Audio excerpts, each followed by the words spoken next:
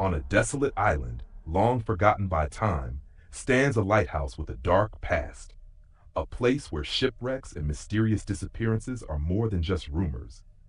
When Nathan, a marine historian, and his family are tasked with restoring the abandoned tower, they soon realize they've come to a place where the past is not so easily buried. As the brutal winter storms trap them, Nathan becomes obsessed with the lighthouse's enigmatic keeper from the 1800s, a man who vanished without a trace.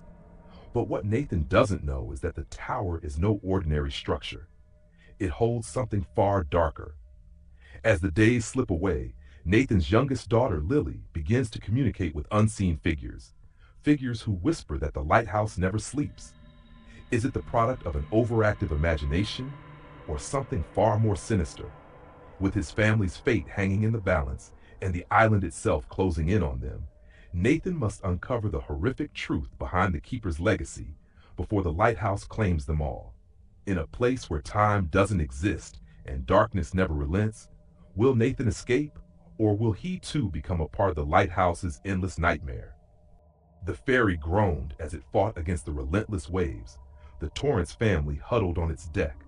Blackstone Island emerged slowly from the mist, jagged cliffs jutting out like broken teeth. At its peak stood the lighthouse, towering yet defeated, its rusted frame and shattered glass a haunting relic of the past. Nathan Torrance, a marine historian with a passion for uncovering forgotten stories, felt a surge of excitement. His wife Sarah stood beside him, less enthused, her arm wrapped protectively around their youngest daughter Lily, the girl's wide eyes fixed on the lighthouse, her small fingers gripping her stuffed rabbit tightly. "It doesn't feel nice," Lily murmured. Nathan crouched beside her, brushing a strand of hair from her face. "It's just an old lighthouse, sweetheart. It might look scary, but it's harmless." Sarah glanced at him, her expression uneasy. "I hope you're right. This place feels wrong." The ferry docked with a shudder, and as they stepped onto the rocky shore, the wind whipped around them, carrying with it the faint smell of salt and decay. The lighthouse keeper's cottage, perched on the hill below the tower, was as unwelcoming as the rest of the island. Its walls were weathered, the roof sagging, and the windows clouded with grime. Lily clung to her mother's coat. "Does anyone live here?" "No, darling," Sarah replied. "No one's been here for a very long time." Lily hesitated. "But I saw someone in the window." Sarah froze, her eyes darting to the cottage. The windows were dark and empty, yet her daughter's words sent a chill down her spine. The cottage's interior was worse than its exterior. Dust blanketed every surface, cobwebs hung in corners, and the fireplace was cold and filled with soot. The air was heavy, carrying a dampness that clung to their skin. Nathan, however, seemed undeterred. He placed his bags down and immediately began exploring. "This is incredible," he said, his voice tinged with excitement. "The Blackstone Lighthouse, famous for the disappearance of its last keeper, Elias Merrick. Imagine what we might uncover here." Sarah sighed as she began unpacking, her movements slow and reluctant. The walls seemed to press inward, as if the house itself disapproved of their presence. Lily wandered into the small, dusty kitchen. She paused by a cracked window that faced the lighthouse and whispered, "It's watching us!" By nightfall, the wind had picked up, howling through the cracks in the walls like a mournful song. Shadows danced across the peeling wallpaper as the family sat around a small lantern, their unease growing with each passing moment. Nathan stayed up long after Sarah and Lily had gone to bed. He had found an old ledger tucked beneath the stairs, its brittle pages filled with notes from the lighthouse's previous keeper. The entries were erratic, describing strange occurrences, lights flickering in the tower despite the beacon being out of service, voices echoing through the storms, and an ominous phrase repeated over and over, "The light never sleeps." Nathan looked up from the ledger and toward the window. The lighthouse stood silhouetted against the starless sky. For a fleeting moment, he thought he saw movement at the top of the tower, a faint glimmer of light that vanished almost as quickly as it appeared. The wind howled louder, and for the first time, Nathan felt something he hadn't expected on this journey: fear. The morning broke gray and sullen, with the wind still roaring as if the island itself was alive and angry. Sarah woke to the sound of Nathan pacing the cottage, muttering under his breath. She found him at the dining table, surrounded by old maps, books, and the weathered ledger he had discovered the night before. "Did you even sleep?" she asked, rubbing her temples. Nathan barely looked up. "You need to see this," he said, tapping the ledger. Elias Merrick wasn't just a keeper, he was obsessed with the lighthouse. His notes talk about the light's will. He believed it wasn't just guiding ships, but watching them. It's fascinating. Sarah frowned, the weight of her husband's words unsettling her. "Nathan, this place is creepy enough without you turning it into some kind of ghost story." Lily appeared in the doorway, clutching her stuffed rabbit. "I saw him," she said softly. Both parents froze. "Saw who, sweetie?" Sarah asked carefully. "The man who lives in the lighthouse," Lily replied. "He waved at me from the window last night." Nathan exchanged a nervous glance with Sarah, but he quickly forced a smile. "You must have been dreaming, Lily. No one lives there anymore." Her small voice cut through his reassurance. "He said I shouldn't go near the tower. He said it's not safe." The words hung heavy in the air, sending a shiver down Sarah's spine. Nathan brushed it off, eager to explore the lighthouse despite the growing tension. After breakfast, he grabbed his flashlight and coat, insisting on a visit to the tower, while Sarah and Lily stayed behind. The walk to the lighthouse was treacherous. The wind tugged at Nathan's jacket, and the rocks beneath his boots were slick with seawater. As he neared the towering structure, he couldn't shake the feeling that he was being watched. The door to the lighthouse creaked as he pushed it open, revealing a spiral staircase that disappeared into darkness above. The air inside was cold and damp, carrying a faint metallic tang. Nathan's flashlight beam danced across the walls, illuminating peeling paint and rusted metal. He climbed the stairs slowly, his footsteps echoing in the hollow space. Halfway up, he paused. A faint noise drifted through the silence, a low hum, almost like whispering. He turned, shining his light back down the staircase, but there was nothing there. "Probably just the wind," he muttered to himself, though his voice lacked conviction. As he reached the top, the lantern room came into view. It was eerily intact despite the years of neglect. Broken glass littered the floor, and the massive lens sat cracked and lifeless. Yet something felt wrong. Nathan stepped closer to the lens, brushing away the dust. His breath caught as he noticed faint, almost imperceptible symbols etched into the glass. They looked ancient, like something out of a sailor's tale. A sudden gust of wind howled through the tower, slamming the door behind him. He spun around, heart pounding, but the room was empty. The whispering grew louder now, distinct words forming in the air. "The light never sleeps." Nathan stumbled back, his flashlight clattering to the ground. The room was suffocating, the air thick with a presence he couldn't see. He grabbed the flashlight and bolted down the stairs, his pulse hammering in his ears. When he burst through the lighthouse door into the open air, he stopped to catch his breath. The island was silent now, the wind eerily calm. But as he looked back at the lighthouse, he thought he saw a shadow move across the lantern room window, a figure standing still, watching him. By the time he returned to the cottage, Sarah was waiting, her arms crossed. "You look like you've seen a ghost," she said. Nathan hesitated. "I think there's something strange about the tower," he admitted, his voice unsteady. Lily, sitting quietly at the table, looked up and smiled. "I told you he's there," she said. "He doesn't want us to stay." That night, the island seemed to hold its breath. The wind had died down, leaving only the oppressive silence that seemed to weigh down on the cottage. Inside, the Torrance family sat together around a small fire, the crackling flames casting long shadows on the walls. Nathan's mind was elsewhere, his thoughts a jumble of fragments. The figures he had seen, or thought he had seen, haunted him, along with the strange markings in the lighthouse lens. He couldn't shake the feeling that something had been left behind in the tower, something he was meant to uncover. Sarah, noticing his distracted expression, let out a quiet sigh. "Nathan, you're not listening to me." He blinked, startled. "Sorry, what did you say?" "I said, you need to stop obsessing over this place. It's getting to you." Lily, sitting on the rug with her stuffed rabbit in her arms, spoke up. "Mom, do you think we should leave?" The question startled Sarah. She hadn't expected Lily to speak up, especially not with that tone of finality in her voice, but she quickly recovered. "No, sweetie, we're staying. This is just a rough patch. We'll be fine." Nathan looked at Sarah, his gaze dark. We can't just leave. I need to finish what we came here for. Sarah was about to protest when Lily stood, her small feet padding softly across the wooden floor. She moved toward the door, stopping before she exited. Her voice was soft but insistent. He says you need to understand him, Daddy. The Keeper. He's waiting for you. Nathan's breath hitched. He wasn't sure if Lily truly understood the gravity of her words or if they were simply the ramblings of a child, but the certainty in her voice struck him in a way that no adult could. Before anyone could respond, the wind howled again, a low moaning sound like the island itself was alive. Nathan stood, his decision made. I need to go back to the lighthouse. Sarah's hand shot out to stop him. Nathan, please. Don't go back there tonight. You're not well. He met her eyes, and for a moment they both stood frozen in the silence. But Nathan broke the stare first, his voice low and steady. I have to know what happened to Merrick. I have to finish this.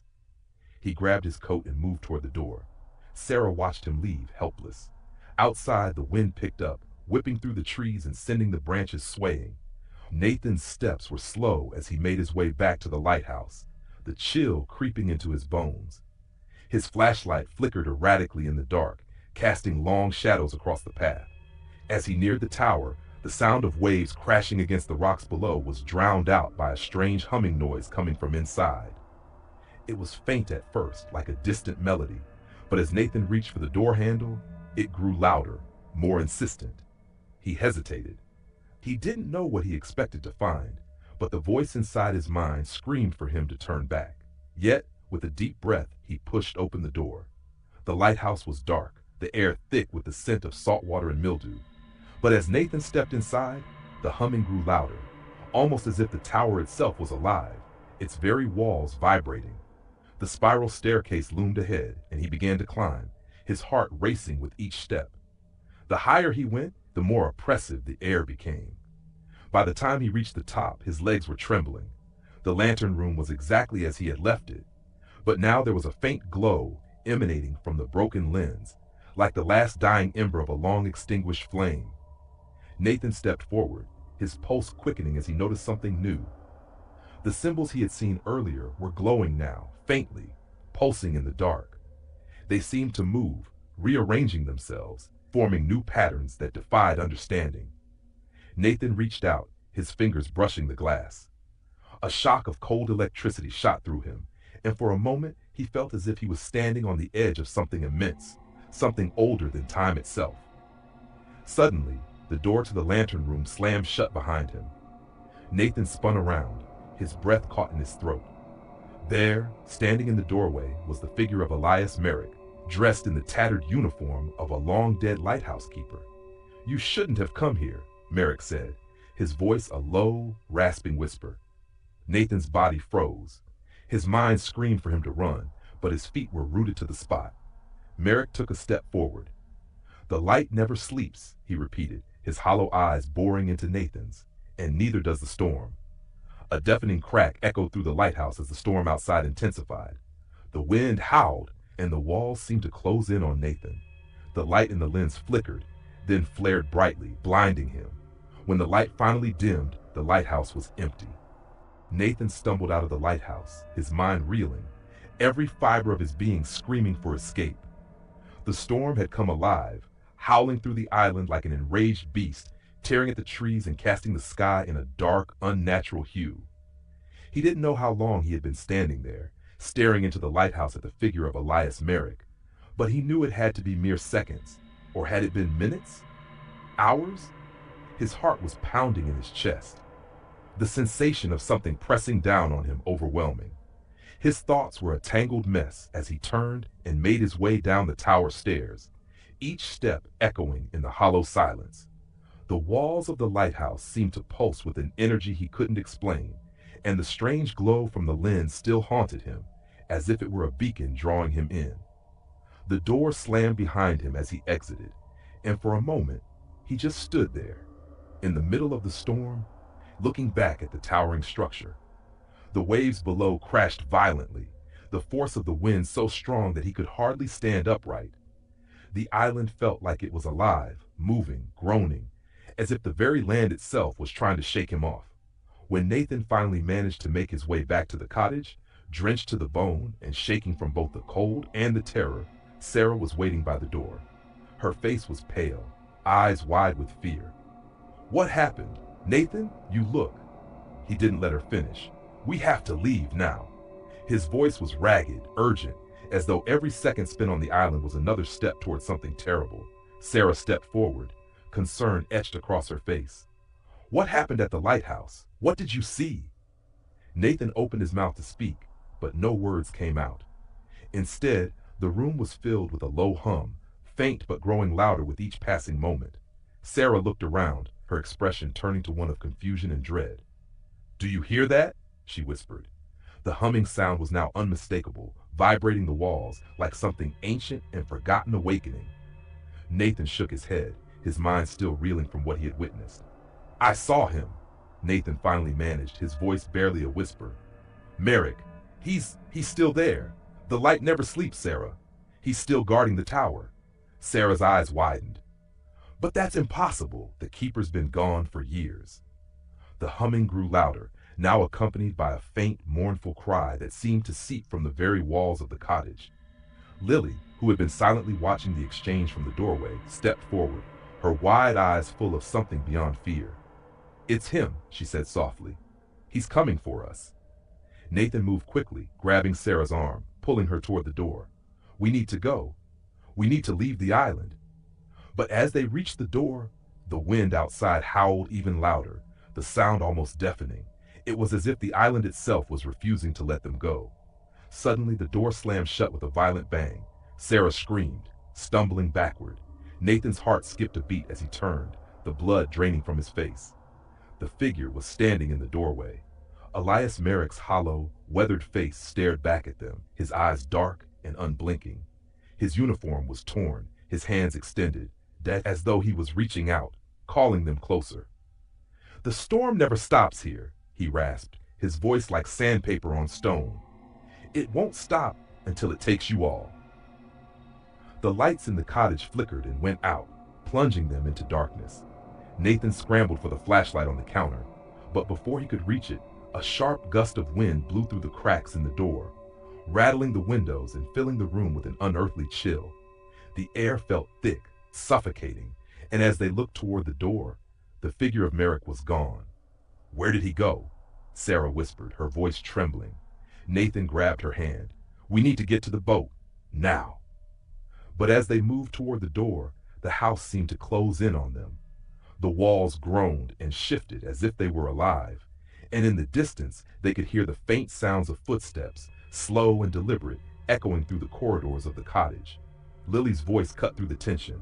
"He's not going to let us leave." Nathan froze. "What do you mean?" Lily turned toward him, her face pale. "The keeper, he said the lighthouse never sleeps, and neither does the storm." Nathan's heart pounded as he realized what she meant. They were trapped on an island with something ancient, something malevolent, and it wouldn't let them go. The storm raged louder now, and outside the lighthouse stood, its light flickering weakly in the distance. But Nathan knew it wasn't a light that would guide them home. It was a warning. The next few hours were a blur of frantic movements and desperate plans. Nathan, Sarah, and Lily tried to escape, but every attempt seemed to bring them closer to the horrors they were trying to flee. The storm outside raged on, its fury matching the tension that had overtaken the cottage. The walls seemed to groan under the weight of an unseen presence, and the wind howled through the cracks like a warning. Inside, they gathered by the fireplace, the dim flicker of flames their only source of light. Nathan's mind raced as he tried to make sense of everything.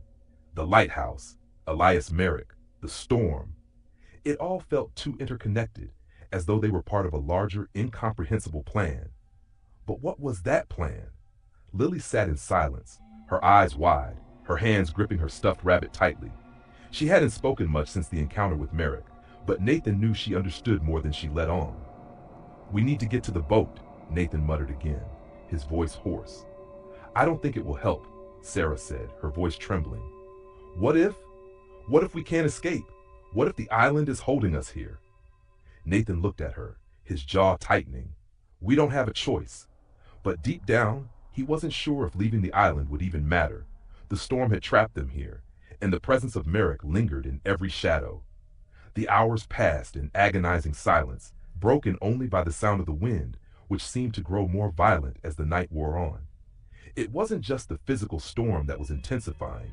It felt as if something darker was stirring on the island, something ancient and malevolent. Around midnight, a series of knocks echoed through the cottage door. A soft, slow tap, followed by another, and then silence. Nathan's heart skipped. He glanced at Sarah, whose face had gone pale. "Who's there?" she called out, her voice shaking. The wind howled louder in response, but there was no answer. Just the sound of something, or someone, moving outside. The knocks came again, louder this time, more insistent. Nathan rose to his feet, his hand gripping the old-fashioned rifle that was stored by the door. He knew it wouldn't be enough to stop whatever was out there, but it was all he had. Sarah moved to stand beside him, fear in her eyes. "What should we do?" "We have to open the door," Nathan said, his voice barely above a whisper. "We can't hide from whatever this is." With a slow, hesitant hand, Nathan turned the door handle and pushed it open.